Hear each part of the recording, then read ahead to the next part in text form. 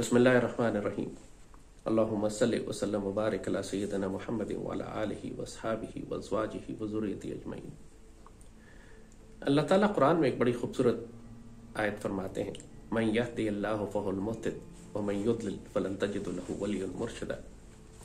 जिसको अल्लाह हिदायत दे वही हिदायत पाने वाला है, और जिसको अल्लाह गुमराह कर दे फिर तुम ये नहीं देखोगे कि कोई अल्लाह का वली उसका मुर्शिद बनता है। यानी जिसको अल्लाह गुमराह कर दे फिर कोई वली उसका मुर्शिद नहीं बनता। और इसका यह भी मतलब है कि जिसको अल्लाह हिदायत देना चाहे फिर अल्लाह उसको एक मुर्शिद कामिल अता फरमा देता है।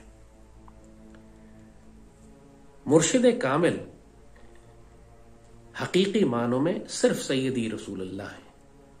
आप मर्द कामिल हैं, आप मुर्शिद कामिल हैं, आप अल मुअल्लिम हैं, आप सैयदी रसूलुल्लाह ही इस उम्मत के मुर्शिद हैं। हजरत अबू बकर सिद्दीक रजी अल्लाह ताला अन्हु जब आप खलीफा बने तो सहाबा इकराम ने हजरत अबू बकर सिद्दीक के पास आकर मुबारकबाद दी, दुआ दी, कहा कि मुबारक हो, आप खलीफतुल्लाह हो गए। तो सैयदना अबू बकर रोने लगे, फरमाते नहीं, मुझे ऐसा न कहो, खलीफतुल्लाह सिर्फ सैयदी रसूलुल्लाह है, मैं खलीफतुर रसूल हूं। और उसके बाद से सैयदना अबू बकर सिद्दीक का खिताब खलीफतुर रसूल ही पड़ गया। और तमाम खुलफाए राशिदीन खलीफतुर रसूल हैं, और वो तमाम औलिया और फुकरा कि जिन्होंने तरीक़त के सलासिल पे सैयदी रसूलुल्लाह की उस मोहब्बत और प्यार के पैगाम को, तरीक़त को और मार्फत को फैलाना शुरू किया, वो सब खलीफतुर रसूल हैं। जिस तरह उलमाए हक नायबुर रसूल हैं, तमाम उलमाए हक अपने आप को नायब रसूल कहते हैं। सैयदी रसूलुल्लाह मस्जिद के जो मंबर है उसको मंबर रसूल कहा जाता है, क्योंकि ये सब सैयदी रसूलुल्लाह की ड्यूटी कर रहे हैं, एक नायब की हैसियत से, आपके खादिम की हैसियत से, आपके डिप्टीज की हैसियत से, तरीक़त के सलासिल के अंदर। इसीलिए इसको खिलाफत का सिलसिला जारी रखना कहा जाता है। तरीक़त के अंदर खिलाफत जारी होती है, एक मुर्शिद अपनी खिलाफत आगे देते हैं। जिस तरह सैयदी रसूलुल्लाह ने अपनी खिलाफत आगे खुलफाए राशिदीन में तकसीम की, और खुलफाए राशिदीन ने आगे जो तरीक़त के सलासिल चलाए उसमें ये तवातुर के साथ और तमाम तरीक़त के सलासिल के अंदर शजरा मौजूद होता है कि ये मेरे मुर्शिद ये हैं और उनके मुर्शिद ये हैं और उनके मुर्शिद ये हैं, और चलते चलते जाके तरीक़ सिलसिला या सैयदना अबू बकर पर रुकता है या सैयदना अली पर रुकता है, और फिर पीछे सैयदी रसूलुल्लाह तक पहुंचता है। ये मुर्शिद कामिल कौन है, कैसे होते हैं, उनको कैसे तलाश किया जाता है, ये एक ऐसा सवाल है कि जिसका कोई आसान जवाब नहीं है। मुर्शिद कामिल उसको मिलता है जो अल्लाह और उसके रसूल सल्लल्लाहु अलैहि वसल्लम का तालिब होता है। जो अल्लाह उसके रसूल का तालिब हो, अल्लाह उसके पास मुर्शिद कामिल भेजता है। जिस इंसान की तलब और तड़प सच्ची हो, जो रब का तालिब हो, जो कुरान के मुताबिक युरीदून वजह अल्लाह, ये वो लोग हैं जो अल्लाह के चेहरे को चाहते हैं। जहां तक जन्नत में जाने की बात है, ये बात आपको पहले समझाई थी कि कुरान पाक में जन्नतियों के दो दर्जे हैं, एक असहाबुल यमीन है और एक मुकर्रबीन है। असहाबुल यमीन वो हैं कि जो अच्छे नेक अमाल करने की वजह से अल्लाह इनको अपने फजल और करम से जन्नत में दाखिल कर देगा। लेकिन जो आला तरीन दर्जा है, जिसमें अंबिया, सिद्दीकीन, शुहदा और सालिहीन आते हैं, ये मुकर्रबीन का दर्जा है, अल्लाह के कुर्ब वालों का दर्जा है। इनका सफर मुख्तलिफ है उन लोगों से कि जो सिर्फ असहाबुल यमीन है और आम जन्नती हैं। मुर्शिद कामिल जब हम बात करते हैं तो हमारी मुराद उस फकीर और उस वजूद से होती है, उस खलीफतुर रसूल से होती है, उस अल्लाह के वली से होती है कि जो आपको अल्लाह और उसके रसूल सल्लल्लाहु अलैहि वसल्लम तक लेकर जाए और आपको अंबिया, सिद्दीकीन, शुहदा और सालिहीन के दर्जे पर फाइज करवा सके। वरना जन्नत में जाने के लिए आपको इतने मुर्शिद कामिल की जरूरत नहीं है। असहाबुल यमीन के मकाम तक पहुंचने के लिए आम उलमा भी और आम शरीयत और आम मामलात जो इंसान जानता है, एक अच्छे मुसलमान के आदाब जो शरीयत और दीन में बताए हैं, इस पर भी आप अमल कर लें तो अल्लाह के फजल और करम से आप जन्नत में जा सकते हैं। तो आप अगर मुर्शिद कामिल को तलाश करना चाहते हैं तो पहले अपनी तलब को सादिक करें, आप चाहते क्या हैं।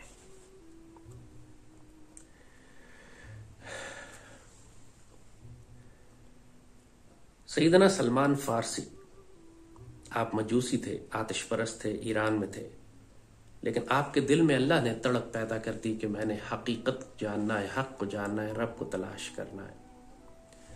और उसके बाद एक तवील सफर है आपका। वहां से आप निकले, अपने मजहब को छोड़ा, माँ बाप के, अपने आप को, अपने घर, खानदान, आबाई इलाकों से अलग किया, शाम तशरीफ ले गए कि सुना वहां पे एक ईसाई मजहब है जो अल्लाह के किसी नबी पर नाजिल हुआ था और उस पर किताब भी है और वो मजहबी और वो लोग अल्लाह के दीन पर। आप शाम तशरीफ ले गए ईसाइयों के पास, पहले ईसाई हो गए, एक ईसाई राहिब के पास, दूसरे के पास, तीसरे के पास, सब मुश्किलें, परेशानियां, दिक्कतें, एक तवील दास्तान है सैयदना सलमान फारसी की। लेकिन दिल मुतमईन नहीं हो रहा था, हकीकत नहीं मिल रही थी, आप तलाश करते रहे।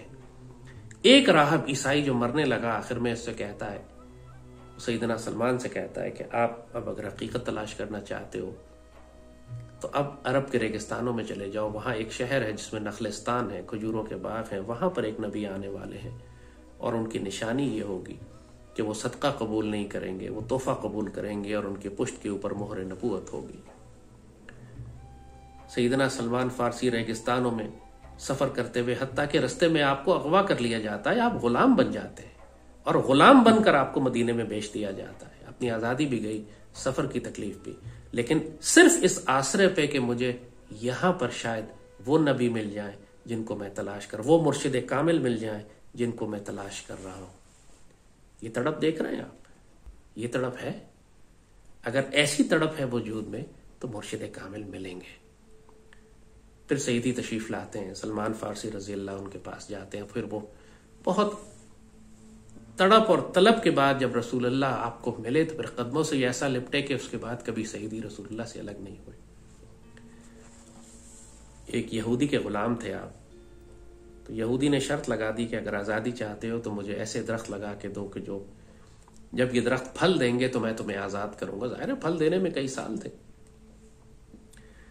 इन्होंने सैयदना बिलाल, सलमान ने यह बात आके सईदी को बताई और सईदी ने फिर साहबा के साथ खुद जाकर वो 100 पौधे लगाए वहां पर और सईदी के दस्ते मुबारक से वो पौधे लगे और फौरन ही उन्होंने अगले साल फल देना शुरू कर दिया और सैयदना सलमान फारसी माशाल्लाह आजाद होकर सईदी के पास आ गए। जब एक आशिक इतना सच्चा हो तो फिर मुर्शिद कामिल भी उसको लपेट के अपने सीने से लगा लेते हैं, जैसे सईदी ने सलमान फारसी रजी अल्लाह तआला अन्हु को सीने से लगा लिया। अगर तड़प और तलब सादिक है तो मुर्शिद कामिल ऐसे वजूद को कभी जाया नहीं करते, ढूंढ के तलाश करके सीने से लगा लेते हैं।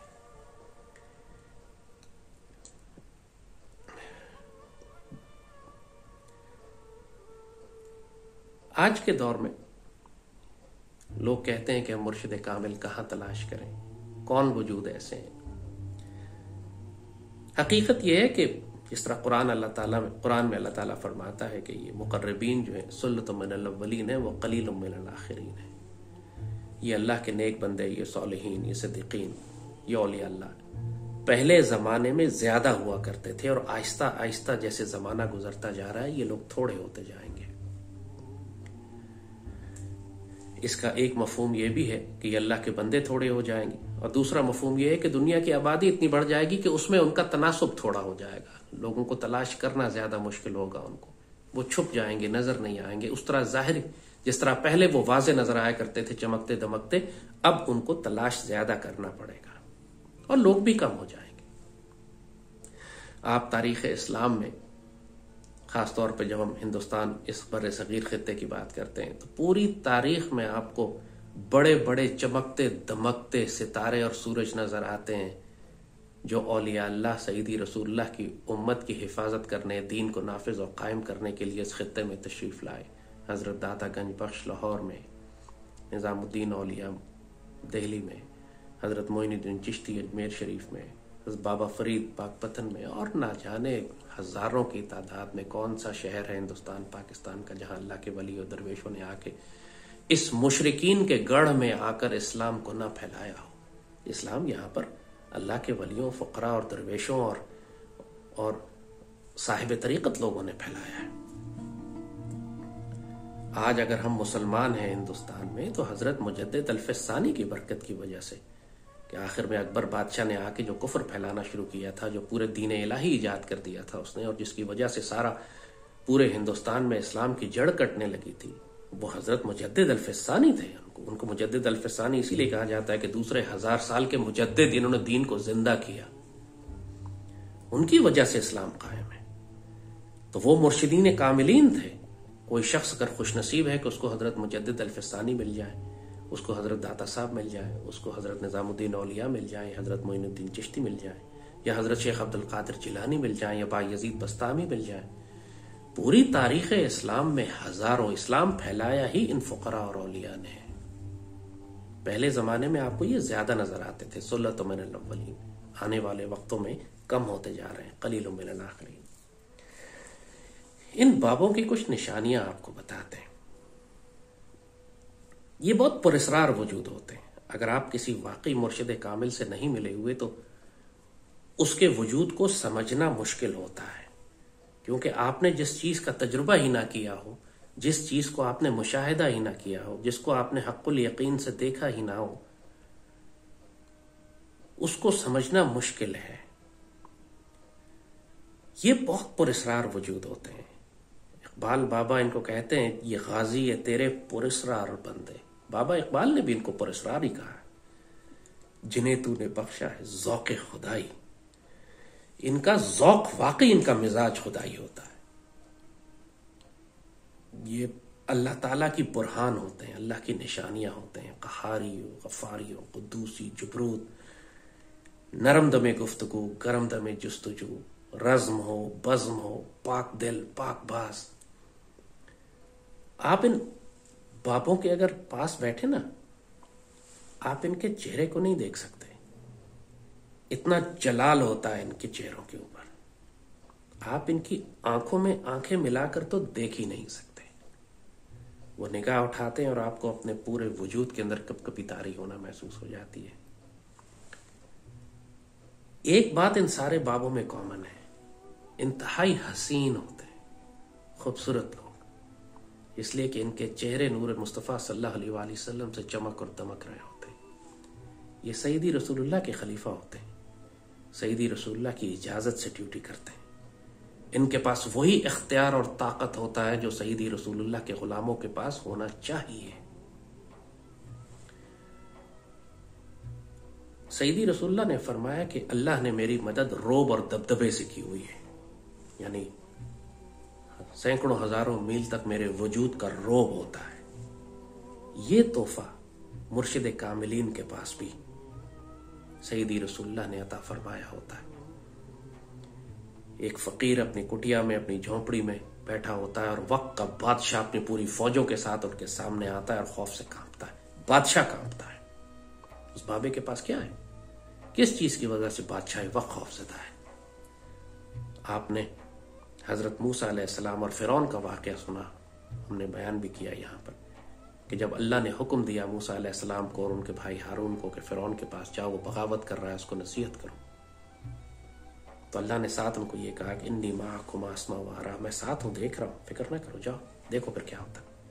और फिर वो वाक़या पूरा कुरान में लिखा हुआ है कि इतना बड़ा फिरौन अपने लाव लश्कर और फौज और पूरी उसकी जो डिविजन्स उसके पास फौजों के खड़े हुए थे, उन सब की मौजूदगी में वो दहशत तारी हो गई उस फिरौन के ऊपर कि जब मूसा अलैहिस्सलाम और उनके भाई ने मिस्कीन से अपने उलिये में गए, छड़ी डाली और जो उन्होंने किया, ये जो रूहानी मदद है रोब और दबदबे से, ये अक्ल में आने वाली चीज नहीं है, ये सिर्फ महसूस की जा सकती है।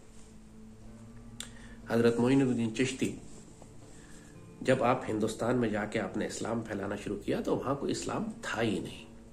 वो सारा इलाका अजमेर शरीफ और आसपास कट्टर हिंदू और जालिम हिंदू, बादशाह उनके पृथ्वीराज बताते खुद सफाक और जालिम बादशाह उस इलाके का था। और पृथ्वीराज जैसा बादशाह हजरत मोइनुद्दीन चिश्ती को वहां से हटाने के लिए जोर लगा के बैठ गया, लेकिन नहीं हटा सका। क्यों? क्योंकि वो रूहानी ताकतें जो उन बाबों को दी जाती हैं। पृथ्वीराज खुद आया हजरत मोइनुद्दीन चिश्ती के सामने। इमेजिन करें, एक मुसलमान 6 बाबों के साथ अपने झोंपड़ी में बैठा हुआ है और एक हिंदू बादशाह पूरी फौज के साथ आके सामने खड़ा हो गया और बाबे से कहता है चले जाओ यहां से। और बाबा उसको जवाब देता है कि मैंने तुझे जिंदा गिरफ्तार करके मुसलमान फौज के हवाले कर दिया। अल्लाहु अकबर वलिल्लाहिल हम्द। और पृथ्वीराज पर दहशत तारी हो जाती है। पहले तो किसियानी हंसी हंसता है कि कौन सी मुसलमान फौज आएगी, मुझे कौन गिरफ्तार करेगा, मैं तो इस इलाके का बादशाह हूं। लेकिन हुक्म देता है उनसे कि, और हुक्म देता है कि ठीक है, देखते हैं किसकी बात होती। और उसके बाद हजरत मोइनुद्दीन चिश्ती शहाबुद्दीन गौरी को ख्वाब में आते हैं और उसको हुक्म देते हैं आओ हिंदुस्तान ले लो।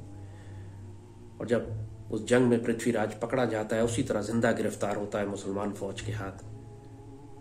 तो उसके बाद हिंदुस्तान का बादशाह शहाबुद्दीन गौरी फातेह दिल्ली, वो हाथ बांधकर हजरत मोइनुद्दीन चिश्ती के आगे बैठता है और अदब से, और उस पर खौफ तारी होता है कि ये कौन सा बाबा है, चाहे हिंदू बादशाह हो या मुसलमान बादशाह। एक मिस्कीन फटे पुराने कपड़े पहने हुए जमीन पर बैठे बाबा के आगे बैठकर कांप रहे हैं। ये क्या जलाल है, ये कौन सा रोब है। जब तक आपने महसूस ना किया हो इसकी हिद्दत को, इसकी इंटेंसिटी को, आप महसूस ही नहीं कर सकते, आप अंदाज ही नहीं की क्या पावर है, क्या फोर्सेस हैं।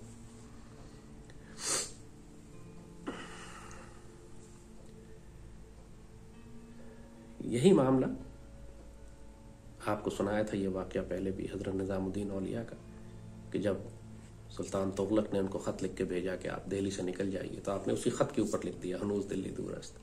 और फिर वो सारा वाकया कि तुगलक हलाक हो गया और सैयदना निजामुद्दीन औलिया वहीं बैठे रहे आफियत और खैर के साथ।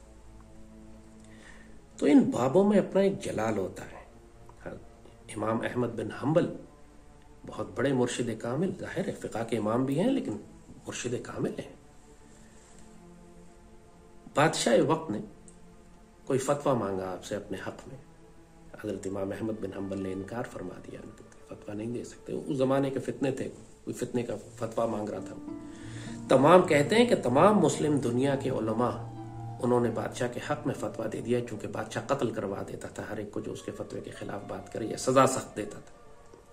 और सिर्फ मुस्लिम उम्मत में सैयदना अहमद बिन हम्बल रह गए थे जो चट्टान की तरह खड़े दीन की हिफाजत फरमा रहे थे। आपको बुलाया गया बादशाह के, बगदाद में बादशाह के दरबार में, वो खलीफा कहते थे, जाहिर है अब्बासी खिलाफत का दौर था, उनको बुलाया गया और आपको कोड़े मारे गए। कहते हैं कि वो कोड़े ऐसे थे कि अगर एक हाथी को भी पड़ता तो वो हाथी बर्दाश्त न कर सकता। और इमाम अहमद बिन हम्बल ने तहमत बांधा हुआ था, एक नीचे चादर बांधी हुई थी और जिस्म ऊपर से खुला था और उस पर कोड़े पड़ रहे थे। मगर आप सईदी रसूलुल्लाह के दीन की हिफाजत के लिए मुस्तहकम थे। जब आपको कोड़े पड़ने लगे तो एक मौका ऐसा आया कि आपका तहमत खुलने लगा, जिस्म बेलिबास होने का अंदेशा हो गया। लेकिन बादशाह जालिम था, हुक्म हुआ कि कोड़े मारते रहो। मगर जब उनको कोड़े पड़ने लगे तो गैब से 2 हाथ आए, 2 हाथ गैब से आए और उन्होंने उस तहमत को मजबूती से कस के बांध दिया कि इमाम की बेपर्दगी ना हो। ये मंजर पूरे दरबार ने देखा, बादशाह ने भी और जल्लाद ने भी और दरबारियों ने भी, सब पर खौफ और दहशत तारी हो गई कि ये क्या हुआ है। फौरन रोक दिया गया कि अब इनको नहीं मारो, रुको बात। उस वक्त तक इमाम इतने जख्मी हो चुके थे कि आप सदमे से इंतकाल कर गए, लेकिन अल्लाह ने आपका पर्दा रखा। ये होते हैं मुर्शिद कामिल। ये मुर्शिद कामिल कहाँ मिलेंगे आपको आज? जाहिर है सुल्लत मिनल अव्वलीन व कलील मिनल आखिरीन, पहले जमाने में बहुत थे, अब कम होते जा रहे हैं।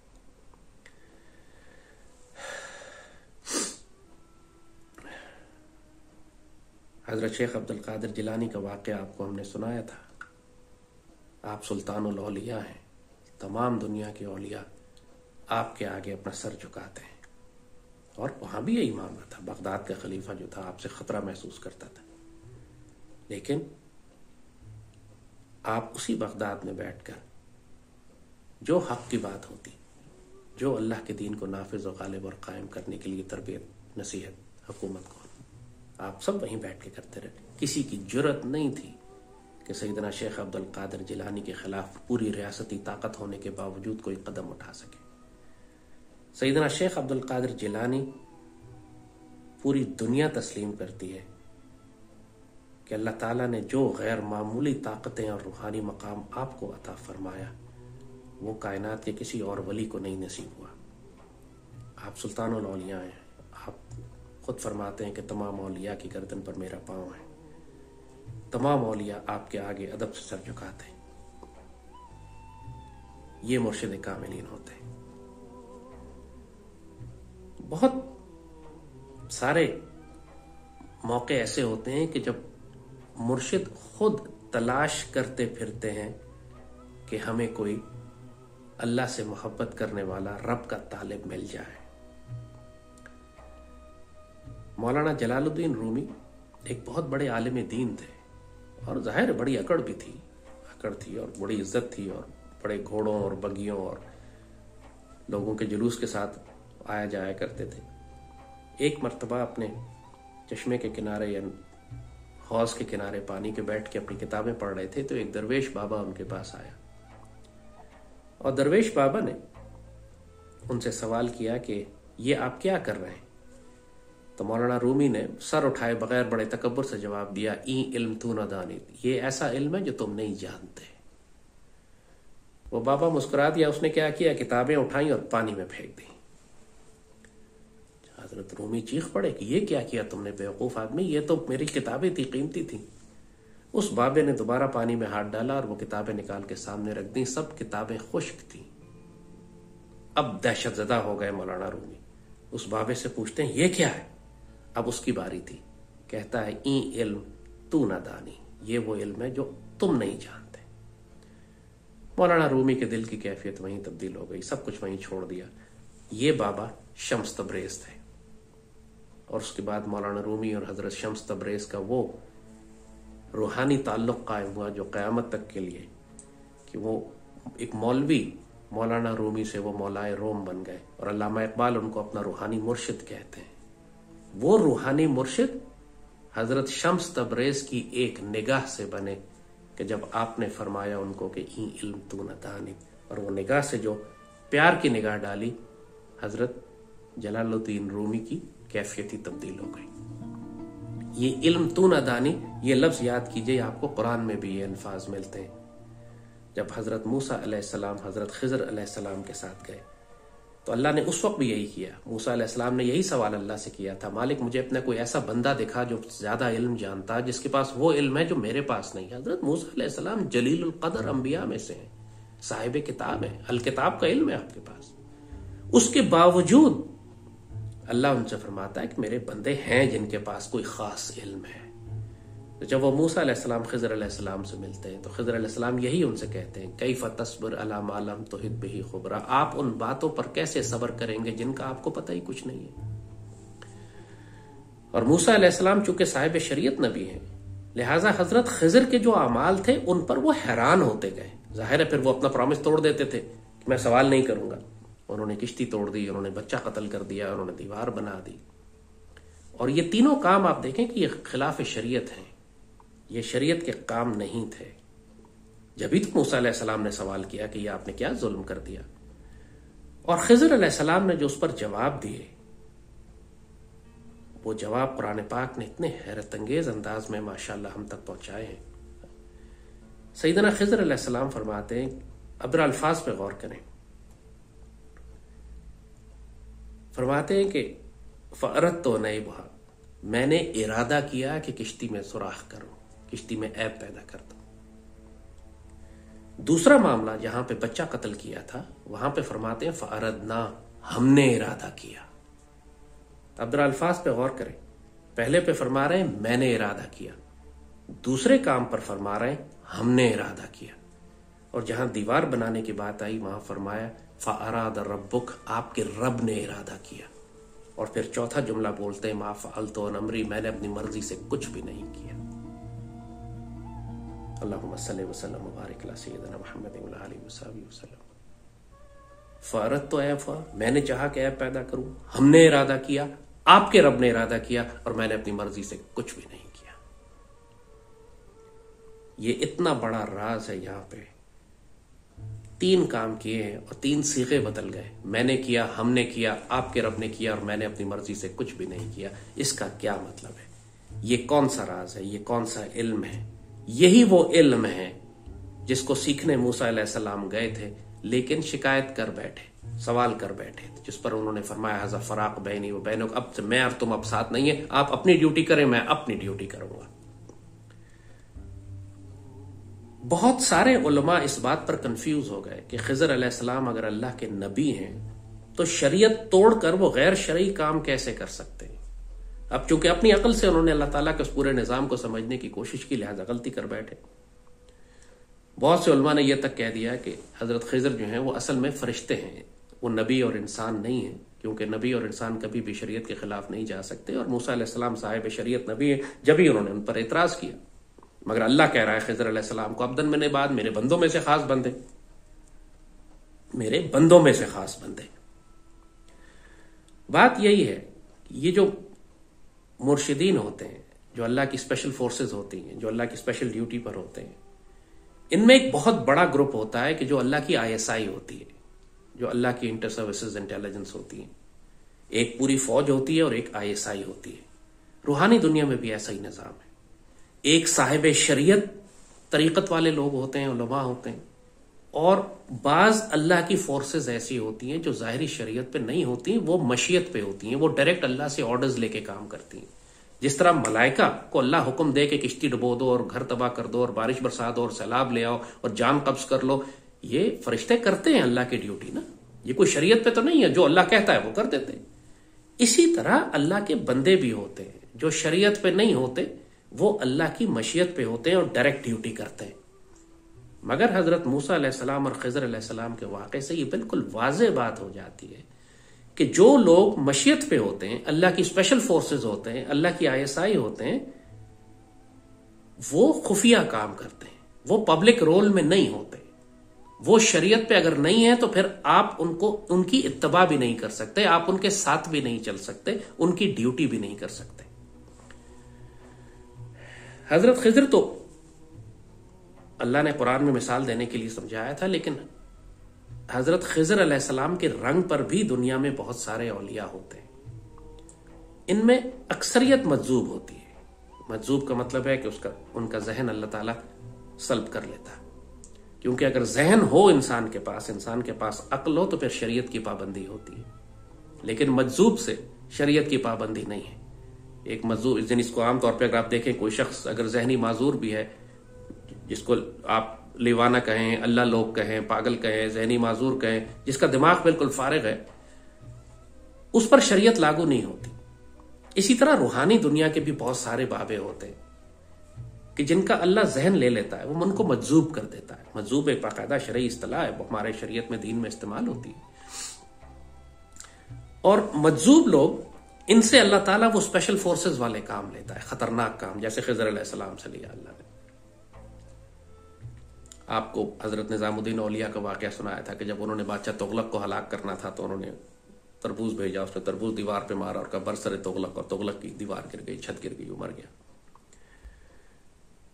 इस तरह बहुत सारे अल्लाह के बंदे होते हैं जो खुफिया ड्यूटीज के ऊपर होते हैं।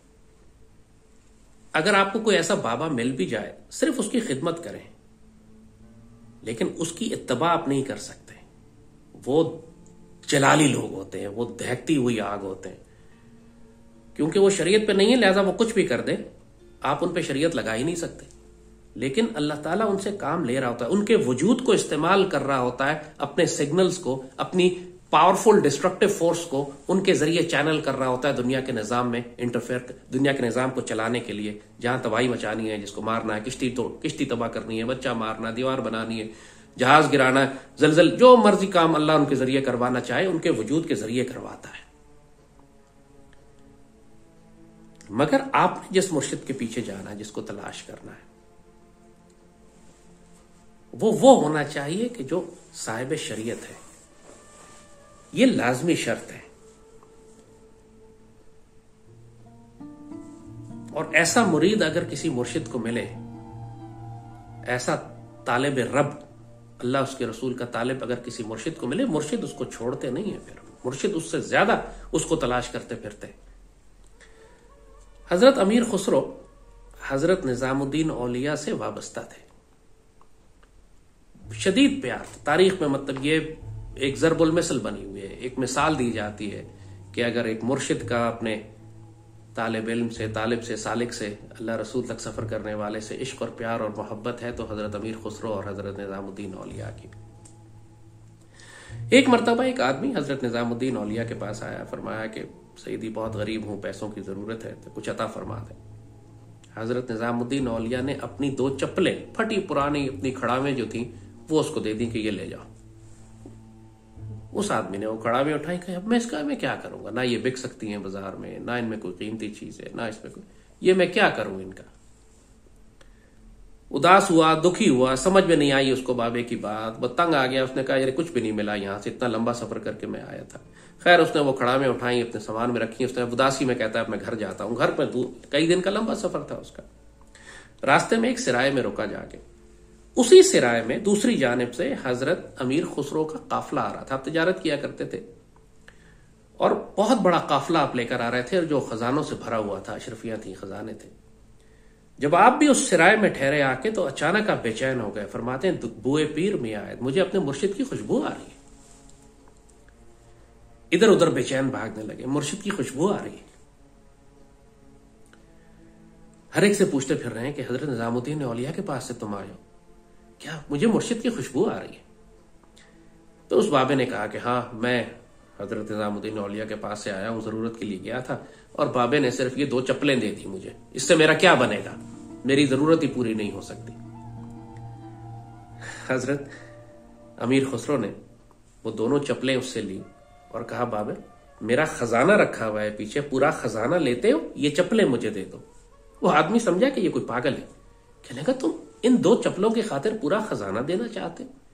उन्होंने कहा हाँ ये पूरा खजाना ले जाओ, ये चप्पलें मुझे दे दो। उसको और क्या चाहिए था, उसने चप्पलें इनको दी, खजाना लिया और बड़ी खुशी से घर चला गया। इन्होंने ये चप्पलें ली, अपने अमामे में लगाई और बड़ी इज्जत से मुर्शिद के पास आए और पेश करके कहते हैं हजरत आपकी चप्पलें लेकर वापस आ गया हूं, आपके नालैन मुबारक वापस ले आया हूं। अमीर खुसरो रज़ी अल्लाह ताला, अल्लाह उनसे राजी हो, बड़े प्यार से अपने मुर्शिद की खिदमत में हाजिर हुए, पेश की। मुर्शिद ने बड़ी प्यार की निगाह डाली और फरमाया तुर्क बच्चे बड़ा सस्ता सौदा कर आए हो, तुर्क बच्चे बहुत सस्ता सौदा कर आए हो। और उसके बाद जो निगाह पड़ी उन पर, जो करम हुआ उनके ऊपर, जो हजरत अमीर खुसरो ने अपना सब कुछ उनके ऊपर रूहानी तौर पर फैज उनको अता फरमाया, तो उसके बाद हजरत अमीर खुसरो ने वो शायरी की कि शब जाए के मन बूदम, खुद खुदा मीरे मजलिस बूद, अंदर ला मकां खुसरो, मोहम्मद शम महफिल बूद, शब जाए के मन बूदम। रात में जिस मकाम पर था अल्लाह मीरे महफिल था, अल्लाह मीरे महफिल था, शम महफिल सईदी रसूलुल्लाह थे और मैं उस महफिल में मौजूद था। ये शायरी नहीं थी, ये उनका मुशाहिदा था, उनका मकाम था। उन्होंने उस महफिल में शिरकत की थी कि जहां पे सईदी रसूलुल्लाह तशरीफ रखते थे। खुद खुदा मीरे मजलिस बूद, अल्लाह ताला खुद उस महफिल में थे और सईदी रसूलुल्लाह शम महफिल थे। जब मुर्शिद सच्चा हो और उसको एक सच्चा मुरीद मिल जाए, उसको एक सच्चा तालिब मिल जाए, फिर ऐसे होता है, सैकड़ों सालों का सफर लम्हे में तय हो जाता है। मगर आमतौर पर तरीकत के सलासिल में जब किसी की तरबियत की जाती है तो वो एक बहुत तवील सफर होता है। ये जल्दबाजी का काम नहीं है, रातों रात का काम नहीं है। आजकल तुर्की में एक बहुत खूबसूरत टेलीविजन सीरीज बनी है, हम आप सबसे कहेंगे उसको देखें। यूनुस एमरे, उर्दू में भी तर्जुमा हुआ है, पाकिस्तान में भी चली है और ये सच्ची कहानी है। बड़े बाबे थे वहां पे यूनुस और उन्होंने अपना एक शागिर्द तैयार किया, एमरे, जो बाद में बड़े वली अल्लाह बने।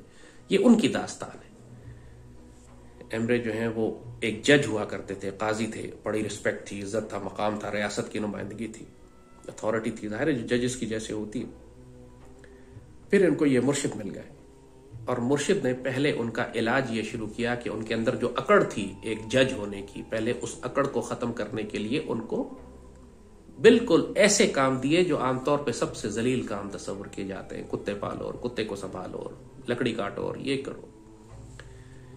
ये बड़ा लंबा सफर होता है। मुर्शिद आपके अंदर की बीमारी देखते हैं, आपके अंदर के मर्ज को देखते हैं, और अक्सरियत के अंदर मर्ज तकब्बुर का ही होता है जो इंसान को रोकता है किसी मुर्शिद के पास जाने के लिए। यूनुस एमरे जरूर देखिएगा, खूबसूरत सीरीज बनाई है तुर्कों ने। तरीकत और मार्फत का पूरा सफर बयान किया है कि कैसे एक खानकाही निज़ाम में, जो खानकाही निज़ाम हुआ करते थे पहले इंसान की तरबियत के लिए, जिस तरह मदारिस होते थे ज़ाहिरी इल्म के लिए, वैसे खानकाहें होती थी बाबों की जहां पे रूहानी तरबियत का इंतजाम किया जाता था। बाद में ये सारा निज़ाम तकरीबन ख़त्म होकर रह गया। इकबाल बाबा ने जो फरमाया था कि उठा मैं मस्जिद व मंबर व खानका से गमनाक, न मोहब्बत न मार्फत न निगाह, आपको आज बाबा फरीद जैसे और हजरत निजामुद्दीन औलिया जैसे बाबे और दाता साहब वाले बाबे, शेख अब्दुल कादिर जिलानी जैसे बाबे क्यों नहीं मिलते?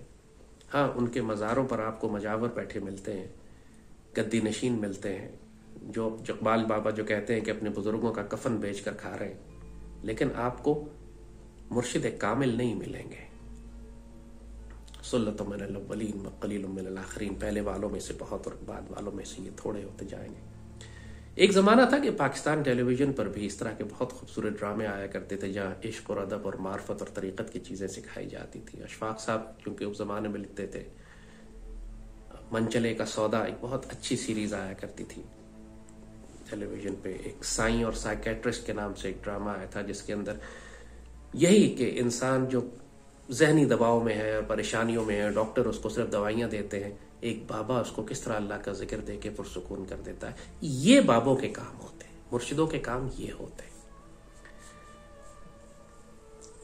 ये आजकल मैं जितने लोगों से भी मिलता हूं, जो लोग मुझसे कहते हैं कि हमें बाबा बताएं, कोई मुर्शिद कामिल बताएं, हम कैसे तलाश करें, तो उनको हम एक ही जवाब देते हैं कि अपनी तलब को पहले सादिक करो, पहले रब के और अल्लाह के रसूल के तालिब तो बनो, फिर तुम्हें मुर्शिद कामिल मिलेगा। तलब तुम्हारी सच्ची नहीं है।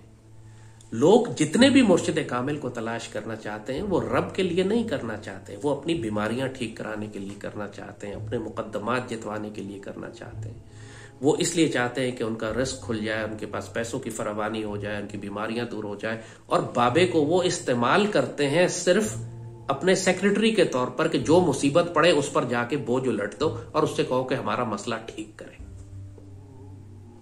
कोई रब का तालिब नहीं होता। अगर कोई रब का तालिब मिले तो बाबा सब कुछ देता है फिर उसको। सूफी अब्दुल गनी साहब माशाल्लाह, जब मैं छोटा था तो मेरे वालिद उनसे बैत हुए थे, पर मेरी भी उनसे जवानी में उनके साथ बैत हुई, और मेरे पहले मुर्शिद वही थे। नक्शबंदी सिलसिले से आपका ताल्लुक था। आजकल रावलपिंडी में माशाल्लाह गुलिस्तान कॉलोनी लेन नंबर 1 में आपका मकाम है। मैंने जिंदगी के कोई पहले 25 साल आपके साथ गुजारे। मैं 21 साल तकरीबन, 1985 में आपका इंतकाल हुआ था। मैंने उनसे ज्यादा जलाली वजूद और जमाली वजूद अपनी जिंदगी में नहीं देखा। तकरीबन 100 साल की उम्र में आपने इंतकाल फरमाया। इतना खूबसूरत चेहरा आपका, इतना जलाली कि वही बात कि आप चेहरे को नहीं देख सकते थे, बिल्कुल गुफ्तगू नहीं करते थे, खामोश। एक पत्थर की छोटी सी झोपड़ी में एबटाबाद में उनका एक डेरा था, CMH के पीछे शिमला पहाड़ी के ऊपर, और फिर दूसरा यहाँ गुलिस्तान कॉलोनी में चंद कोठड़ियाँ थी उनकी, जहाँ पे वो एक किसी वाबस्ता ने जगह दे दी थी जिक्र की महफिलें करने के लिए, तो वहीं पे आप क़याम करते थे और वहीं इंतकाल हुआ, वहीं दफन हुए।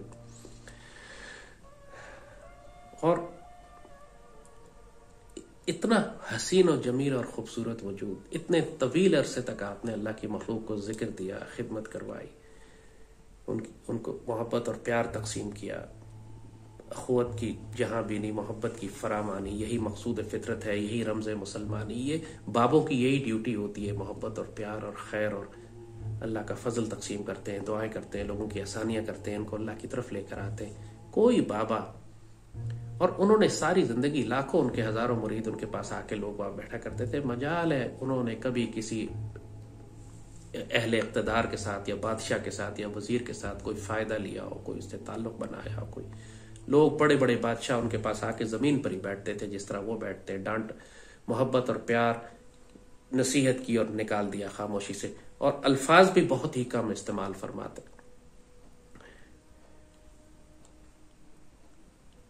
उन्होंने ये सारा तरीकत और मार्फत का सफर हमारा शुरू करवाया था, उससे बहुत ज्यादा प्यार किया करते थे और माशाल्लाह आज भी उनसे रूहानी ताल्लुक कायम है। इन तमाम बाबों में एक बात आपको और कदर मुश्तरक नजर आएगी कि इनके यहाँ वेलफेयर का बहुत बड़ा निजाम होता है। आप इनके दरबारों पे चले जाइए, चाहे हजरत दाता साहब हो या मोइनुद्दीन चिश्ती हो या निजामुद्दीन औलिया, कहीं पे भी मिस्कीनों को खाना खिलाने का एक पूरा निजाम इनका चलता था। ये सिर्फ तबलीग नहीं करते थे, लोगों की जरूरियात भी पूरी करते थे। जब आप गरीब मिस्कीन और तकलीफ में इंसानियत की जरूरत पूरी करें तब वो आपकी बात ज्यादा सुनते हैं। और ये हुक्म है दीन का। क्या तुमने उस शख्स को देखा, अरायतल्लज़ी युकज़्ज़िबु बिद्दीन फ़ज़ालिकल्लज़ी युदउल यतीम वला युहद्दु अला तामिल मिस्कीन। क्या तुमने उस शख्स को देखा जो दीन की हकीकत से ही वाकिफ नहीं है, उसको पता ही नहीं कि दीन का मकसद क्या है, वो दीन के जाहिर में फंस के रह गया। वो समझता है कि दीन नमाजें पढ़ना, रोजे रखना, हज करने का नाम है। क्या तुमने उस शख्स को देखा जो दीन की हकीकत से ही वाकिफ नहीं है? फिर अल्लाह खुद ही उसको वाज़ेह करता है, फ़ज़ालिकल्लज़ी युदउल यतीम वला युहद्दु अला तामिल मिस्कीन। ये वो शख्स है जो यतीमों को धक्के देता है और मिस्कीन को खाना नहीं खिलाता। तो इसी हिकमत पर फिर ये सारे बाबे जो है इनके यहाँ लंगर चलते हैं। खाना खिलाने का निजाम ऐसा बना के चले गए कि खुद इंतकाल हो गया इनका और सदियों गुजर गई, लेकिन इनके घर का लंगर बंद नहीं होता। वो मिस्कीन को ना ये यतीम को धक्के देते हैं, ना ये मिस्कीन को खाना खिलाने से बाज आते हैं। सदियां गुजर गई, आप देख लें, इनके लंगर बंद नहीं होते। ये अजीब अल्लाह की तरफ से कबूलियत और करम और फजल है। ना कोई उनकी औलाद है, ना कोई उनका वारिस है, ना कोई उनके बच्चे है, ना खानदान है, खुद पर्दा फरमा गए। लेकिन निजाम ऐसा बना गया कि सदियां गुजर गई और करोड़ों इंसान हर रोज पूरी दुनिया में इनके दरबारों से खाना खाते। तामिल मिस्कीन का एक ऐसा निजाम है जो खुद ब खुद ऑटो पे चल रहा है। ये इन बाबों के एक अलग खैर है जो दुनिया में जारी रहता है, उस रूहानी फैज के अलावा जो उनके वजूद से निकले।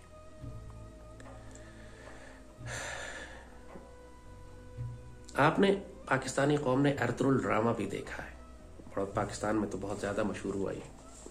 उसके अंदर आपको दो किरदार नजर आते हैं। एक आपको एर्तुगरुल का किरदार नजर आता है जो एक मुजाहिद है, और दूसरा किरदार आपको हजरत इब्न अरबी का दिखाया उसके अंदर, जो जैसे कहा ना कि बाबे खुद तलाश करते फिरते हैं कि हमें कोई ऐसा फर्द मिले जिस पर हम इन्वेस्ट करें। जिस तरह शम्स तब्रेज ने मौलाना रूमी पर इन्वेस्ट किया, और वो एक रूहानी और इल्मी काम के लिए, और मौलाना रूमी को मौलाए रोम बना गए, जो इकबाल जिनको अपना रूहानी मुर्शिद कहते हैं, और फिर उनके जरिए जो फैज दुनिया में चला और आज बाबा इकबाल को जो फैज मिला, वो सब इसलिए कि शम्स तब्रेज तलाश करते हुए एक मुर्शिद, एक सालिक को एक मौलाना रूमी के पास पहुंच गए और उनको वो इल्म दिया जो तू न दानी, जो तू नहीं जानता था। इसी तरह इब्न अरबी का जो कैरेक्टर दिखाया कि वो तलाश करते फिर रहे। उस वक्त मुस्लिम दुनिया तकलीफ में थी, चंगेज खान, हलाकू खान की फौजें थी, सल्जूक सल्तनत और मुसलमानों की अब्बासी सल्तनत, सल्तनतें तबाह हो चुकी थी। मुसलमानों को जरूरत थी कि कोई सिपा सलार उठे जो उम्मत की हिफाजत करे। बाबे तलाश करते फिरते थे। उनकी निगाह फिर एर्तुगरुल पे पड़ी, फिर गाजी एर्तुगरुल की तरबियत की गई। आपने खुद देखा पूरे ड्रामे में, जाहिर है उसमें ड्रामाई चीजें हैं, लेकिन हकीकत यही होती है कि हुक्मरान वक्त और जर्नैलों के पीछे आपको बाबे नजर आते हैं जो उनकी तरबियत करते हैं, खुद तलाश करते हैं उनको ले खुद हिफाजत करते हैं, उनकी पूरी रूहानी ताकतों से उनकी मदद की जाती है, यहां तक कि वो अल्लाह का दीन नाफिज और कायम कर लेते हैं। सुल्तान सलाहुद्दीन अय्यूबी के पीछे बाबों की एक जमात थी पूरी जो उनकी हिमायत करती थी। हर बादशाह, ये मुमकिन नहीं है कि मुसलमान सल्तनत का कोई बादशाह हो, चाहे जालिम हो या नेक हो, उसके पीछे बाबों की एक टीम होगी जो उसको नसीहत कर रही, कोशिश करेगी, काम करेगी, इन्वेस्ट करेगी उसके ऊपर। अकबर बादशाह और मुगलों के पास हजरत मुजद्दिद अल्फसानी थे। जब फसाद पैदा कर दिया तो मुजद्दिद अल्फसानी थे। उससे पहले जितने हजार साल मुसलमानों ने हुकूमत की हिंदुस्तान के ऊपर, आपको हर दौर में अल्लाह के वली और दरवेश और फकीर, जैसे कहा कि बड़े बड़े नाम ख्वाजगाह ने चिश्त कहे, उनको आप बाबा फरीद कहे, आप उनको निजामुद्दीन औलिया कहे, शाहरुख ने आलम कहे, हजरत दाता साहब, ये सारे बाबे उन इलाकों में अपनी ड्यूटी कर रहे होते उम्मत की हिफाजत और उसको संभालने का काम करने के लिए। पाकिस्तान में भी अल्लाह ताला ने इन बाबों को खाली नहीं किया, पाकिस्तान में हैं आपको, लेकिन इनके रूप बदल गए, इनके यूनिफॉर्म बदल गए हैं, इनमें अक्सरियत स्पेशल ड्यूटीज के ऊपर है। आपको जाहिर में नजर नहीं आएगा कि ये मुर्शिद कामिल है, ये बाबा है। कुदरतुल्लाह साहब एक बहुत बड़ा वजूद थे, लोग मजाक उड़ाते हैं उनका, सेकुलर और लिबरल लोग पाकिस्तान के, ऐसा नहीं हो, पूरा एक निजाम था अल्लाह ताला का। कुदरतुल्लाह साहब अयूब खान के सेक्रेटरी थे, प्रिंसिपल सेक्रेटरी थे, उनके साथ लगे हुए थे। और जाहिर है कि फिर बादशाह वक्त को नसीहत करना, अयूब को संभालना, उसको नसीहत करना, ये बताना, और फिर कुदरतुल्लाह साहब को पीछे से हिदायत मिला करती थी न, बड़े बड़े बाबे जो दुनिया के जिनके निजाम में दखल देने की ड्यूटीज थी, वो इनको नसीहत करते और वो आगे जाके, और ये सारे वाकयात मुमताज मुफ्ती ने अपनी किताब में लिखे हुए हैं, अलख नगरी में भी लिखे हैं, लब्बैक में भी लिखे हैं। बानो कुदसिया ने एक बड़ी खूबसूरत किताब लिखी है, मर्द अब्रेशम, ये कुदरतुल्लाह शहाब का तारुफ करवाया शहाब साहब के इंतकाल के बाद, उनकी जिंदगी में इजाजत नहीं थी उनको बयान करने की। अशफाक साहब को पूरी दुनिया जानती है, कितना बड़ा माशाल्लाह मकाम, और लोग उनको बाबा कहते हैं। अशफाक साहब हर हफ्ते लाहौर से रावलपिंडी आते थे कुदरतुल्लाह शहाब के पांव के नाखून काटने के लिए, क्योंकि नाखून में जरा खराबी थी तो खुद नहीं कटता था उनसे। सोचिए, ये कुदरतुल्लाह शहाब जिनको पूरी दुनिया इतनी इज्जत और रिस्पेक्ट देती है, वो अशफाक अहमद साहब जिनको दुनिया इतनी इज्जत देती है, वो कुदरतुल्लाह शहाब के पांव के नाखून काटने आते थे। शहाब साहब का मकाम देखिए क्या था। कहा ना कि बाबे कैमोफ्लाज्ड होते हैं, छुपे हुए होते हैं। हमारे एक बहुत प्यारे दोस्त वकील थे, एडवोकेट थे, मियां हमीदुद्दीन कसूरी साहब, लाहौर हाई कोर्ट के एडवोकेट, बहुत मशहूर। वहां पे लाहौर हाई कोर्ट के अंदर एक हॉल भी उनके नाम से मंसूब है। मेरा 30 साल पुराना ताल्लुक उनके साथ था। माशाल्लाह एक रूहानी दुनिया के एक बहुत बड़े बाबे, जिनके जरिए अल्लाह ताला इस पाकिस्तान की हिफाजत का काम लेता था। लेकिन जाहिर में एक वकील, दुनिया नहीं जानती थी ये कौन है, बहुत थोड़े लोग उनके राज से वाकिफ थे, लोग अदब करते थे, लिहाज करते थे। वो एक वकील थे, लेकिन सुप्रीम कोर्ट और हाई कोर्ट के चीफ जस्टिसेस और जस्टिसेस उनसे मिलने के लिए सिफारिशें करवाते थे कि हमें जरा मियाँ साहब से एक मुलाकात करवा दें। मियाँ साहब नहीं मिलते थे। ये भी एक हैरत अंगेज मामला थे, राज है। मैं जाती तौर पर एक बाबे को जानता हूं, माशाल्लाह तकरीबन 100 साल की उम्र है उनकी। अयूब खान उनके पास हाजिरी दिया करता था, अयूब खान। और आज तक बीच में जनरल ज़िया भी उनके पास जाते थे, और भी जितने भी पाकिस्तान के हुक्मरान हैं, हत्ता कि आज के भी जितने वजीर मिनिस्टर और आगे पीछे के लोग हैं, वो सब। और वो बाबा पिछले 70-80 साल से अपनी कोठड़ी के बाहर चारपाई डाल के जमीन बाहर ही बैठा होता है धूप में। वही उसका लाइफस्टाइल है पिछले 70 साल से जैसा था, और आज भी वैसे ही है। बड़े बड़े बादशाहों को मैंने उन बाबे के दरबार पे देखा है, हाथ बांध के देखा है और सर झुका के देखा है, बाबा बेनियाजी से बैठ के अपना। उस बाबे के पास एक मजजूब हुआ करते थे, वो उनके दोस्त थे। वही जिस तरह हजरत निजामुद्दीन औलिया के पास एक मजजूब थे जिनसे वो खतरनाक काम करवाते थे, ऑफिसर ऑन स्पेशल ड्यूटी जो ISI थी। उन बाबे के पास भी मैंने एक मजजूब देखे वहां पे, और उन मजजूब का इतना बड़ा मकाम था वो, और वो मजजूब थे, लिहाजा वो अब इतना सफाई सुथराई का एहतमाम नहीं था उनका, और वो नहाते थे ना गुस्ल करते थे, और वो ज़ाहिर शरीयत पे थे ही नहीं, बेचारे की अकल ही नहीं थी, ज़ाहिरी अकल तो बिल्कुल, लेकिन अंदर जो मकाम था उनका वो था। वो सिर्फ उनके मकाम को सिर्फ हमारे ये दोस्त, हम इन्हें प्यार से खान साहब कहते हैं, खान साहब ही जानते थे। और बड़े बड़े बादशाह, बेशक वुज़रा और हुक्मा और बड़े बड़े ओहदेदार वहां बैठे होते, अगर वो मजजूब कहते इनसे कि मैंने जाना है, तो खान साहब खुद उनको अपनी गाड़ी में बिठाकर घर तक छोड़कर आते। सब लोग दुनिया इंतजार करे, मजजूब को प्रायोरिटी दी जाती थी, और दुनिया हैरान होती थी जो नए आने वाले थे कि इस गंदे से मजजूब में ऐसी कौन सी बात है कि मियाँ साहब और पूरी दुनिया के बड़े बड़े वुज़रा और हुक्मा और अरबपति लोग इनसे मिलने आए हुए हैं, और सबको इंतजार करा के वो अपनी खुद गाड़ी में बिठा, किसी और ड्राइवर के हाथ भी नहीं भेजते थे, इतना प्रोटोकॉल था कि खुद लेके जाते थे। ये बड़ी राजों की दुनिया होती है, ये बड़ी पुरस्रार दुनिया है। अगर रगड़ा खाने के लिए आप तैयार नहीं हैं तो फिर इस सफर पे मत आए। अशफाक अहमद साहब एक मरतबा वाकया अपना बयान करते हैं, कहते हैं मुझ में तकब्बुर बहुत था, अपने बारे में जिक्र कर रहे हैं, मैं बड़ा अफसर था, बाहर से पढ़कर आया था, बड़ी नौकरी लग गई थी मेरी और बड़ा मेरा नाम था टीवी में और दुनिया में और प्रोफेसर था मैं कॉलेज में और बड़े सूट वूट पहनता था। तो मेरे उनके मुर्शिद थे, तो मुर्शिद ने एक दिन उनसे कहा कि तुझमें तकब्बुर बहुत है, तो कल से तू टाट का कपड़ा पहनेगा, तू टाट की कमीज पहनेगा, बोरी का। तो कहते हैं मैंने इतनी बात तो मान ली उनकी कि मैंने एक बोरी से अपनी कमीज सिलवा ली। अब बोरी से कमीज सिलवा के मैंने पहनी और अपने कमरे में आईने के सामने मैं खड़ा हो गया और मैंने पहन के देखी और मैंने कहा यार ठीक है, यहां तक तो मैं कर सकता हूं, लेकिन अब ये तो नहीं कर सकता कि मैं पहन के इसको सड़क पे और अनारकली में चला जाऊं लाहौर में, कि आखिर मेरी बड़ी इज्जत है माशरे में। अब ये तो मैं नहीं कर सकता कि दुनिया के सामने अशफाक अहमद टाट और बोरी पहन के सड़क पे घूमेगा। ये मसला अशफाक साहब तो ऑफकोर्स ये सिर्फ हमें सिखाने के लिए ये बात कर रहे थे, वो इन सारी मंजिलों से गुजर चुके थे। ये होता है मसला असल में कि मुर्शिद जब यह देखता है कि आपके अंदर कोई रूहानी बीमारी है, फिर वो उसको ठीक करता है। अगर आपके अंदर तकब्बुर है तो तकब्बुर ऐसे तोड़ा जाता है, अगर कंजूसी है तो कंजूसी में आपको सदका और खैरात करवाया जाता है आपके साथ। आप जहां पर अकड़ते हैं उसी अकड़ को तोड़ देगा वो। अब ये काम हर कोई बर्दाश्त नहीं करता। लोग तो बाबे इसलिए तलाश करते हैं, जैसे कहा कि बाबे इनकी मर्जी पर चलें, ये बाबों की मर्जी पर नहीं चलना चाहते, बाबों को अपनी मर्जी पर चलाना चाहते हैं। हमारे एक दोस्त है लाहौर में, माशाल्लाह बहुत अल्लाह और फजल और करम उनके ऊपर है, बड़े राजदार दोस्त हैं हमारे। उनसे बाबे मिलते रहते हैं, वो ऐसी दुनिया में घूमते हैं जहां उनसे बाबों की बड़ी मुलाकातें होती हैं। तो उनकी दुकान पे जब कोई बाबे आते हैं जिनके इनका ताल्लुक है उनके साथ, बाबा कोई आ जाता है मोहब्बत और प्यार के, इनके पास आके खाना खा लेता है, चाय पी लेता है, तो जो दुकान पे काम करने वाले लड़के हैं वो उस बाबे के पास जाके क्या तलब करते हैं? कोई रब नहीं मांगता। सारे बाबे से ये कहते हैं बाबा लॉटरी का नंबर निकलवा दें, तो कोई प्राइस बॉन्ड का नंबर दे दें, तो ये तो हमें बीमारी ठीक कर दें, तो मुकदमा ठीक कर दें, तो ये हो जाए, तो मुझे पैसे मिल जाए। बाबा मुड़ के चला जाता है। रब का तालिब तो कोई भी नहीं। मैंने अपने बाबा सूफी अब्दुल गनी साहब का आपसे जिक्र किया, आपने जो हमारे मुर्शिद, उन्होंने 100 साल तकरीबन लोगों की खिदमत की, लेकिन कोई अपना नाइब और खलीफा छोड़कर नहीं गए। कहते फरमाते थे मुझे रब का तालिब नहीं मिला। लोग अपनी बीमारियां, मुसीबतें, परेशानियां दूर कराने आते थे, अल्लाह के रहम से अल्लाह करम कर देता था, मसले उनके हल हो जाते थे, लेकिन कोई इस काबिल नहीं था कि उसको अपनी जगह में बिठा के जाऊं कि वो आगे ड्यूटी करे। ये प्रॉब्लम है कि आपको रब का तालिब नहीं मिलता।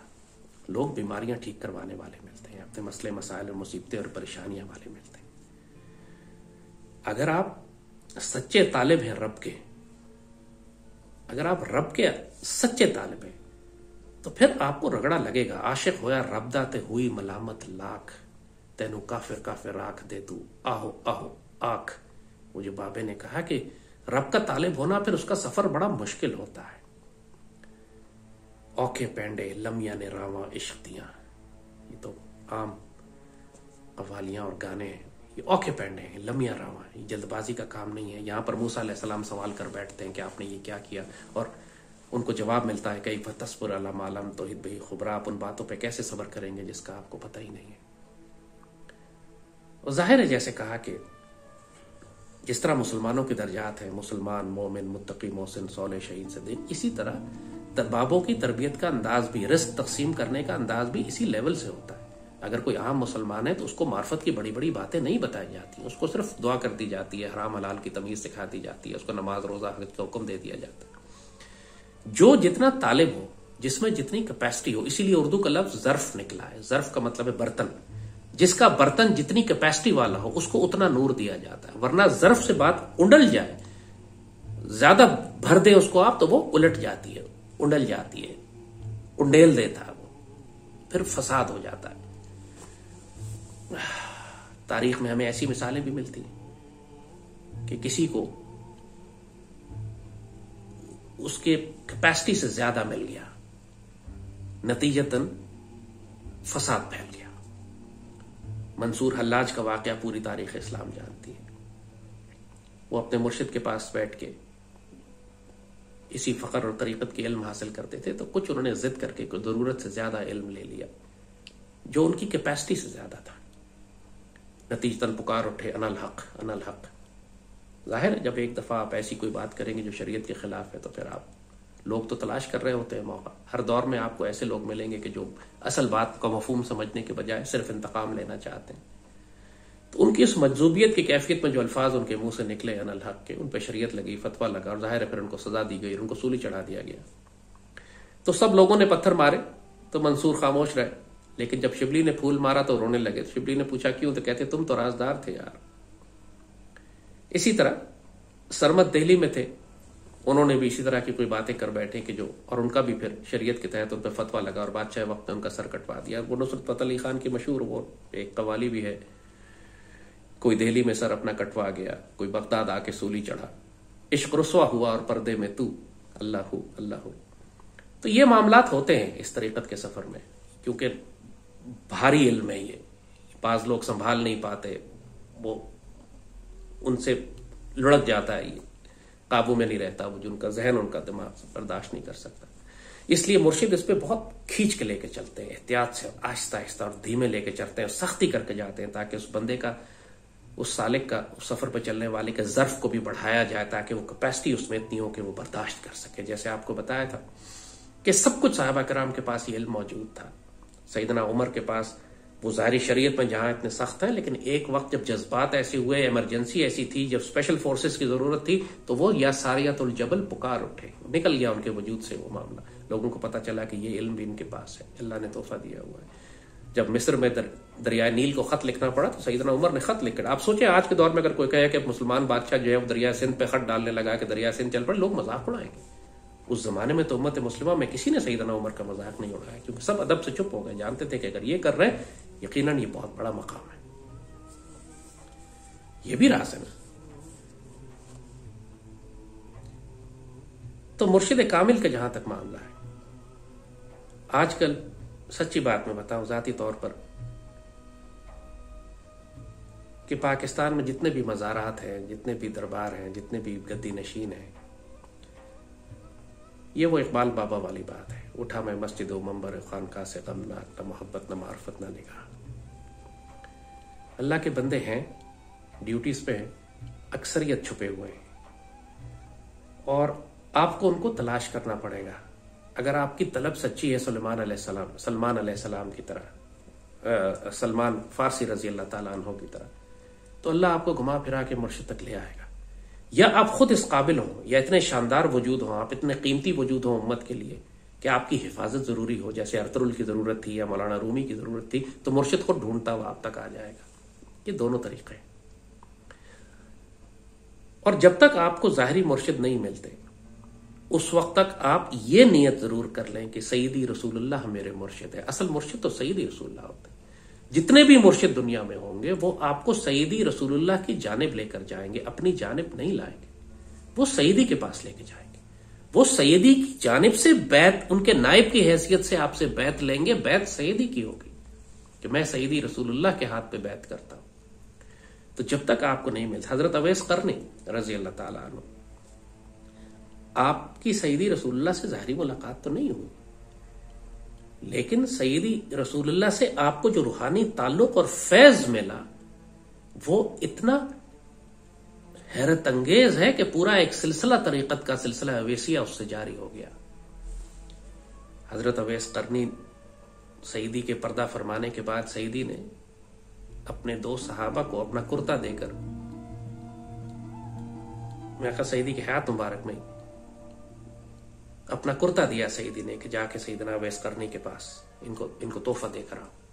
अब हजरत उमर और हजरत अली सईदी रसूलुल्लाह का कुर्ता लेकर हजरत अवैस करनी के पास गए, यमन में आपकी रिहाइश थी, और दोनों हैरान थे कि ये इन बाबे का इतना बड़ा मकाम है कि जो कभी सईदी से मिले नहीं और सईदी ने अपना कुर्ता इनके लिए भिजवाया। तो जाहिर एक तजस्सुस भी था, एक हैरानी भी थी कि ये क्या वजूद है। तो हजरत अवैस करनी के पास जब पहुंचे तो थोड़ा सा मजाक कर दिया या उनके साथ थोड़ी शिकवा कर दिया कि आप सईदी रसूलुल्लाह से मिलने नहीं आए। अब जाहिर है ये बड़ी नाजुक बात थी। सईदना अवैस करनी तड़प गए बिल्कुल। और ये सईदना अवैस करनी वो वजूद है, आपने तारीख में ये पढ़ा हुआ है कि जब ग़ज़वा उहद पे सईदी रसूलुल्लाह के दंदान मुबारक शहीद हुए तो सईदना अवैस करनी ने सिर्फ इसलिए अपने सारे दांत तोड़ लिए कि शायद ये दांत शहीद हो या ये हो या ये हो या ये शहीद हो। आपने इस इश्क में, इस प्यार में, इस अदब में, इस मोहब्बत में अपने सारे दांत तोड़ लिए। अब जाहिर है ये जो काम आपने किया है ये कोई शरीयत के मुताबिक नहीं है, कोई हुक्म नहीं है, किसी और सहाबी ने नहीं किया। मगर ये जो इश्क और अदब के जो मामले होते हैं इन पर फतवे नहीं होते, किसी सहाबी ने इन पर फतवा नहीं लगाया। मगर इनकी तकलीद भी नहीं की, इनकी कॉपी भी नहीं की जाती कि उन्होंने किया है तो मैं भी ये करूं। ये हर एक का अपना सफर होता है, इस सफर में किसी की नकल नहीं की जाती। ये हर एक का अपना रिस्क है, अपना सफर है, मगर इस पे कोई फतवा भी नहीं लगता। हजरत अवैस करनी ये वो मकाम थे, इसीलिए सईदी ने अपना कुर्ता भिजवाया आपको। तो जब ये सवाल उनसे कर दिया इन दोनों अजीम साहबा ने कि आप मिलने नहीं आए, तो हजरत अवैस करनी तड़प गए। फरमाते कि आप लोग तो सईदी के साथ रहे हो, क्या आपने सईदी रसूलुल्लाह को देखा है? अब जाहिर ये सवाल ऐसा अजीब और गरीब था कि दोनों सहाबा जरा ऑफेंड से हुए कि क्या बात आप कर रहे हैं, हम तो सईदी के साथ ही रहते। तो उन्होंने फरमाया अच्छा ये बता देंगे क्या सईदी की जो भवें हैं आपस में ये मिली हुई थी या अलग थी? अब दोनों कंफ्यूज हो गए, सोच रहे हैं कि हमने तो और ही नहीं किया कि सईदी की भवें मिली हैं अलग। फिर उन्होंने कहा अच्छा ये बता देंगे सईदी का कद मुबारक कितना था? अब दोनों ऐसे ऐसे करने लगे कि शक कौन किसी को क्या इतने थे इतने थे। इस पर हजरत अवैस करनी ने फिर उनको अपने दांत दिखाए कि देखो मेरे ये सारे दांत सईदी के प्यार में टूट गए। अब इन दोनों को एहसास हुआ कि ये इतना बड़ा मकाम इस बापे का, समझ आई कि बाप क्यों। फिर सही हजरत अवैस करनी ने वो कुर्ता पहना और सीधे में चले गए और आपने फिर वो उम्मत की इतनी बख्शिश करवाई और फरमाया कि अगर आप मुझे ना उठाते, सीधे में इतने तवील चले गए कि समझे कि शायद इंतकाल हो गया। इन्होंने हिला के उठा दिया उनको, कहा आप मुझे ना उठाते तो मैं इतनी उम्मत की और बख्शिश करवा लेता। ये जो हजरत अवैस करनी वाला तरीका है कि सईदी से इश्क और ताल्लुक और मोहब्बत बगैर मुलाकात किए, ये पूरा एक सिलसिला है अवैसी, आज भी चलता है। अगर जाहिरी मुर्शिद आपको नहीं मिलता तो आप सईदी रसूलुल्लाह के दरबार में खुद हाजिरी देकर दरखास्त पेश कर सकते हैं कि सईदी मुझे अपनी बैत में कबूल फरमा लीजिए, मैं आप मेरे नबी और रसूल तो हैं लेकिन मैं शौरी तौर पर आपकी बैत भी करना चाहता हूं। बैत सईदी की होती है, किसी पीर की बैत नहीं होती कभी। और आज के दौर में तारीख इस्लाम गवाह है इस बात की कि जो भी वक्त के मुर्शिद कामिल होंगे आप उनको उसी तरह पाएंगे जैसे सईदी रसूलुल्लाह। पेट पे पत्थर भी होंगे उनके और वो तकलीफें भी उठाएंगे, 2-2 महीने घर में खाना नहीं होगा, चूल्हा नहीं जलेगा, आप एक फकीरी की जिंदगी गुजारेंगे जैसे सईदी रसूलुल्लाह और साहबा कराम ने गुजारी है। अगर 20-20 करोड़ की लैंड क्रूजर्स में और पूरी दुनिया में जायदादें हैं और आपने लाखों मुरीद बनाए हुए हैं और उनसे आप नजराने के तौर पर करोड़ों अरबों रुपया वसूल करते हैं और अपनी गर्मियों की छुट्टियां यूरोप में गुजारते हैं, तो आप सब कुछ हो सकते हैं, मुर्शिद कामिल नहीं हो सकते। ये मुमकिन नहीं है कि उम्मत इतनी तकलीफ में हो, मुश्किल में हो, परेशानी में हो और कोई शख्स खलीफतुर रसूल होने का दावा करे और उसकी जिंदगी गुजारने का अंदाज ऐसा हो। बदनसीबी से जैसे इकबाल ने कहा कि ज़ागों के तसर्रुफ में है उकाबों के नशेमन, जहां पे उकाब रहा करते थे अब वहां पे कव्वे बसते हैं। तो बदनसीबी जैसे कहतुर रिजाल का दौर है, आपको अल्लाह के वली दरवेश और फकीर और उलमाए हक इतने नजर नहीं आती, कोई नेक अच्छा समझदार बंदा नजर नहीं आता। यह कहतुर रिजाल का दौर चल रहा। तो आज आपको थोड़ा सा मुर्शिद कामिल के हवाले से बताया था। मुर्शिद कामिल तलब और तड़प का नाम है। आप तलब करें अल्लाह से, सईदी रसूलुल्लाह के आगे दरखास्त पेश करें, वो अपने किसी खलीफा को नुमाइंदे को हुक्म देंगे कि आपके पास आके आपकी रहनुमाई कर दे। फिर अपने ज़र्फ को देखें कि आप चाहते क्यों, मुर्शिद कामिल क्यों चाहिए आपको। क्या आप रास्ते की वो मुश्किलात बर्दाश्त करने के काबिल हैं, करना चाहते हैं? साहबा कराम ने शिकायत की सईदी रसूलुल्लाह से कि सईदी बड़ी मुश्किलें हैं, बड़ी परेशानियां हमारे ऊपर हैं, कभी शैब, कभी तालिब, कभी हिजरत, कभी घाटियां, कभी तकलीफ, कभी कुफार पकड़ के हमें जिंदा घसीटते हैं रेत के ऊपर। सईदी ने फरमाया तुम लोगों के साथ तो कुछ हुआ ही नहीं है। जो तुमसे पहले वाले थे उनको जिंदा आग में फेंका जाता था और उनके हड्डियां और गोश्त लोहे की कंगियों से अलग कर दिया जाता था, खाल उतारी जाती थी, जिस्म के गोश्त उतारा जाता था हड्डियों से जिंदा। तुम लोगों के साथ तो कुछ हुआ ही नहीं है।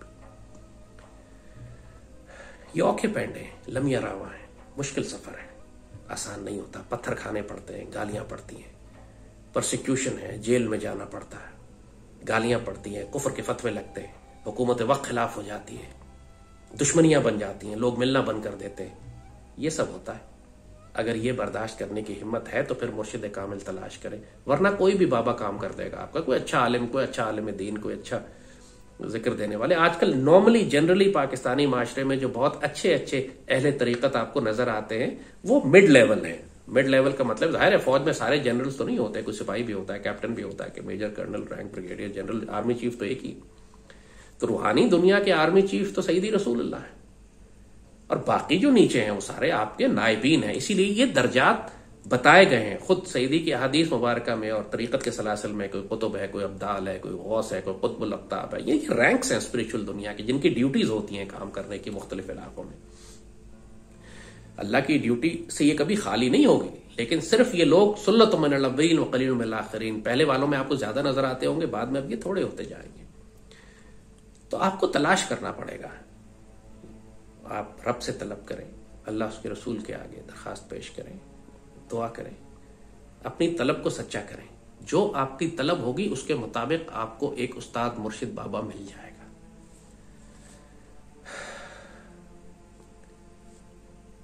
अल्लाहुम्मा सल्लि व सल्लिम मुबारिक अला सय्यिदिना मुहम्मद व अला आलिहि व सहबिहि वसल्लम। तो ये आज आपको मुर्शिद कामिल और औलिया अल्लाह की हकीकत के हवाले से बताया है।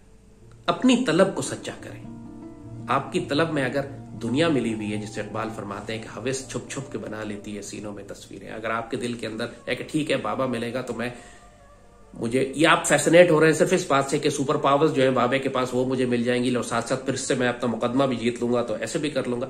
एक्चुअली लोगों के जहनों में ये ख्याल होता है, इस वजह से उनको अल्लाह ताला ये इख्तियारात और ताकत नहीं देता। जिनको दिया जाता है उनका ज़र्फ इतना होता है कि कायनात इधर से उधर हो जाए, वो अपनी ताकत का इजहार नहीं करते जब तक अल्लाह का हुक्म ना हो। लोग मजाक उड़ाते हैं, तो क्या मुसलमान तबाह हो रहे हैं तो बाबे ऐसे क्यों नहीं कर लेते कि इंडिया को खत्म कर दें, तो बाबे ऐसे क्यों नहीं कर लेते कि रूस को खत्म, कि अमेरिका को खत्म कर दें तो मुसलमानों के मसला ही हल हो जाए।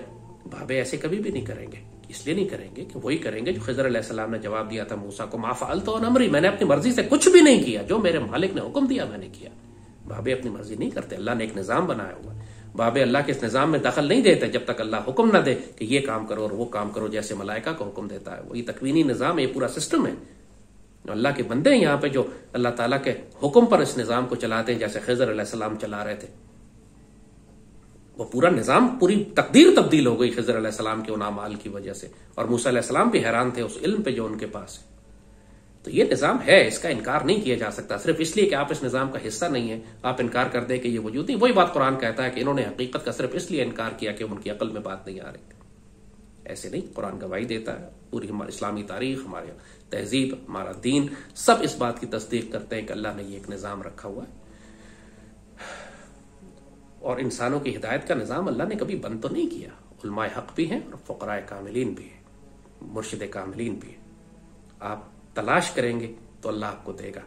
वो कहते हैं कि अल्लाह तलाश करे इंसान तो रब भी मिल जाता है। मुर्शिद कामिल क्यों नहीं मिलेंगे आपको? तलाश करें, नीयत साफ करें। अल्लाहुम्मा सल्लि व सल्लिम मुबारिक अला सय्यिदिना मुहम्मद व अला आलिहि व सहबिहि वसल्लम।